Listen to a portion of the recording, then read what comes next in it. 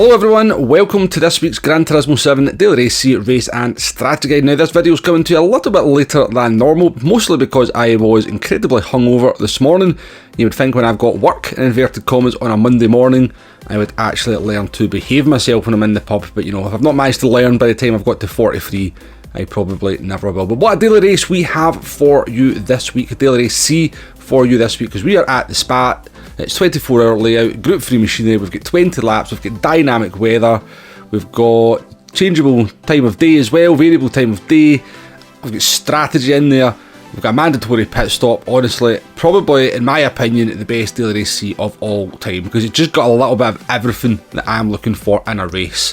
Fuel matters, tyres matter, the weather changes, it's a longer race. It's got all the ingredients necessary to keep me coming back day after day, unlike, say, last week's daily race C at Autopolis. But let's get into some race action. You've got the settings up on the screen there, and I'll talk you through a couple of races and how those settings impact the race. So the first race we've got here, this was the 11 o'clock race. We're on lap 5 here, and it is dry at the moment, so we've started on the racing medium tyres, which is the only dry weather tyre that we have. But we did look at the radar before the race started. So one thing, you have to make sure you're going to the race and look at the weather radar to see what the weather's going to do. And you can see there is a band of weather coming in. Now one thing that is very important to note is that the weather moves very slowly in this daily race. I've watched a few other people do daily races, so even though that looks like there's not a lot of weather there, that is going to be over the track for a long time. So we're going to come into the pits here, because that weather is going to start hitting the track by the time we complete the next lap, and I don't want to be on dry tyres for that.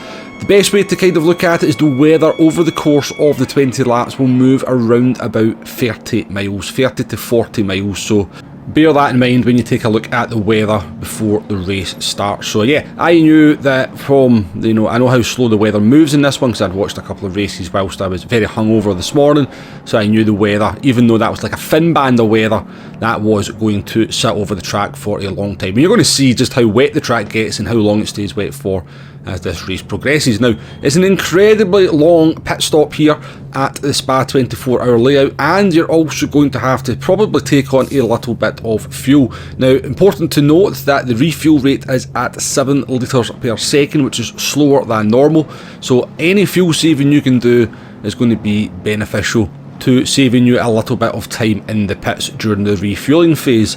Now your pit loss overall is going to be somewhere around 38 to 45 seconds depending on how much fuel you take on. So it's about 38 seconds if you don't take fuel, but most people are going to be taking fuel. So for most people it's going to be around about 41 to 42 seconds. Now do be very careful of the white line on the left hand side. If you touch that white line you will pick up a 3-second penalty, and also if you happen to be coming out onto dry tyres from wet tyres, because the track is dried up, the pit lane will be very wet indeed. Definitely remember that. But overall, yeah, that's your kind of pit information as we jump forward here to lap 16. Now you can see just how slow that weather band has moved across the track. As I said, it moves around about 1 square's worth of distance on the weather radar there, and maybe even a little bit less. That's why I'm saying about 30 to 40 miles. So the track got absolutely soaking. It was actually fully wet conditions at one point, but the weather has now passed. So we pitted at lap 5, and it's taken to lap 16 here for the weather, or that small band of weather, to pass over the track. So yeah, the weather, even as there's a small drop of weather coming, it's going to stay over the track for a long time. We finished that race down in P9. The track never really dried up. It kind of dried. I think Max Power was in the race. I think he went on to dry tyres right at the end, but I don't think it worked out for him very well at all. So moving on to race number 2. Now this one is going to be fully dry, so I'm going to use this race to demonstrate what the strategy options are in a fully dry race, because not every race is going to feature dynamic rain, or it's going to feature dynamic weather, but the rain won't always be present over the track. So I've done 3 races, one's been in the wet weather that you've seen there, and the other 2 have been fully dry. So starting this one here, the rolling start if you start in P15 or P16 is a little bit annoying, because you start round the corner at La Source, so we will catch back up with the pack because they'll all hold each other up as is usual over the course of the first lap. So we've moved up into P11 here. There's been a little bit of chaos behind us. We've managed to make up a few positions, but we've been getting so badly held up by these cars ahead of us. Now, traditional strategy or traditional thinking would suggest, you know, you pit halfway into the race to make sure you have the optimal tyres over the course of the race distance, and yeah, that would be the optimal strategy. But I am getting so badly held up by these cars in front. We're doing a 19.6 and we're doing a 20.9, and we're on for like another late 19 on that lap there, and I know I can do lap times in the 18s, so I'm thinking, well, I know the tyres are going to last to the end, so I'm going to come in as early here as lap 4, take on whatever fuel I need. I've been doing some fuel saving over the course of the first few laps, so didn't have to take a great deal of fuel on, and we're going to leave the pits here and get some clear track, and hopefully now start to put in the sort of lap times that I know I'm capable of doing, because if I can start doing lap times in the 18s while they're doing 19s and 20s, by the time they make their pit stop I should be a good bit down the track. And yes, they are going to have better tyres than me towards the end, but I think the benefit I gain from the clear track and putting in proper lap times at this point in the race outweighs the sort of disadvantage of having fairly worn tyres towards the end. So let's see how this works out for us. So we're going to jump forward here to lap 17, and we're now up in P4. We pitted from P11, and by the time all the pit stops had been done around about 9, 10 and 11, as most people will just do the optimal strategy, we have moved up into P4. So we've got to play this part smart though, because we are naturally going to get caught by a couple of cars that we've jumped in the pit stop sequence, who are going to be on much better tyres than us towards the end of the race. So we've got Tommy Concrete here in the Porsche. He was 4 seconds behind me after they made their pit stop, and they've caught up to us quite quickly here because their tyres are still going to be within the first 50%, so they're still getting pretty much maximum grip, whereas we have fallen below the 50% threshold, which means our tyres were now losing about 7, 6, 8 tenths of a second per lap. So just making the overtake as easy as possible for Tommy there, just to minimise the time loss that I get while he makes that overtake. And that's the important part of this strategy. There's no point me fighting a car that's caught me by 4 seconds, because if I just start fighting, I just start getting caught by more and more cars behind me on fresh tyres. It's all about minimising that loss and not battling with these cars who are catching up to me on much better tyres towards the end. So we've got a similar situation here. Now you'd probably go, well, Wombo is the last lap, surely you should fight that, but I know there's another 2 cars behind the Swiss driver here. If I try and fight this down into the inside, they've got so much more grip than me at this point that I just don't want to lose any time, because I could be getting a P8 here. I'm looking at a P6, but it could easily be a P8. Unfortunately, we've just been caught towards the end. Had we maybe just been a second, 2 seconds further up the road, we can maybe have pulled a P5 out of this one. But we are in a little bit of a battle now. We're also having to manage the fuel because obviously we're driving the car a little bit harder in the second half of the race after our pit stop as well. So managing the fuel, our tyres are definitely seeing better days, but there's still plenty of grip on those tyres. You can see there's still plenty white there, so we're not in any danger of running out the tyres, even though we've done 16 laps on them.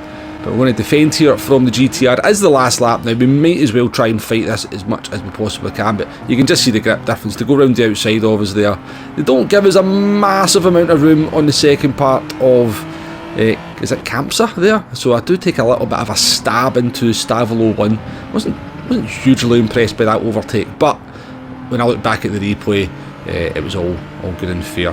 And where have we ended up, folks? Of course, we have ended up in what other position could it be but the P1 We're down in P7, but from starting in P15, that is not too bad a result at all. And we're in the Genesis here. I haven't even mentioned that. We're actually in the Genesis, which I definitely don't think is going to be the best car around here, but we were doing lap times in the 17s. A 17 is not a bad lap time at all.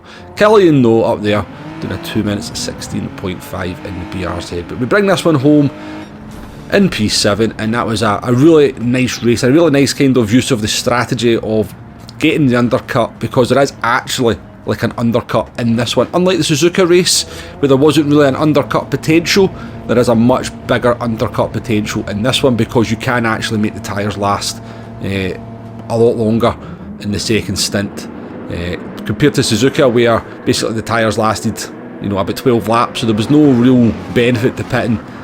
You couldn't really pit much earlier at Suzuka. So yeah, the settings for this one, folks, are very, very good indeed. I have to say, it definitely feels like PD have maybe done some testing for this one, because there's very much strategy options there because of the way the tyre wear works in this one. It's still not perfect, but it's definitely there's definitely still more strategy options in this one than we normally get. But we've got the dynamic weather in there as well, so you know, some of your races are just going to get turned upside down by the weather. You're going to do lots of races where it's, you know, fully dry. It's a long race. It's around about 45 minutes in the dry. It can be as much as 55 minutes if you get a really wet race for the entirety, because you're nearly doing 3-minute laps in the rain. I think it's like 2 minutes 45.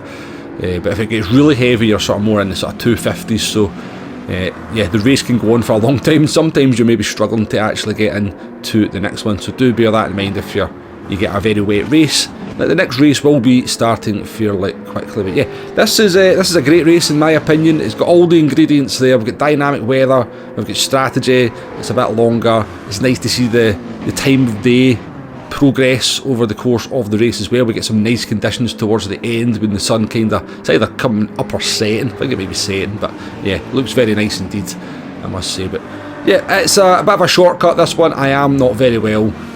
Self-inflicted, don't be giving me any sympathy in the chat, it's all my own fault. Too many pints of tennis, folks, too many pints of tennis. I think it was Starapraven at one point as well. Yeah, that does tend to give you quite a bad hangover, that stuff. But yeah, hopefully you've enjoyed the video anyway. Hopefully it's been useful in some way, shape or form. And enjoy this one, folks, enjoy this one, because it might be a long time before we get a Daily Race C quite as good as this one. I know it's not going to be for everyone. Longer races like this, wet weather is not for everyone. I can appreciate that, but for myself, yeah, this is almost perfection. But yeah, I'll catch you for some live streams over the course of the week. Thanks for watching. Cheery bye now.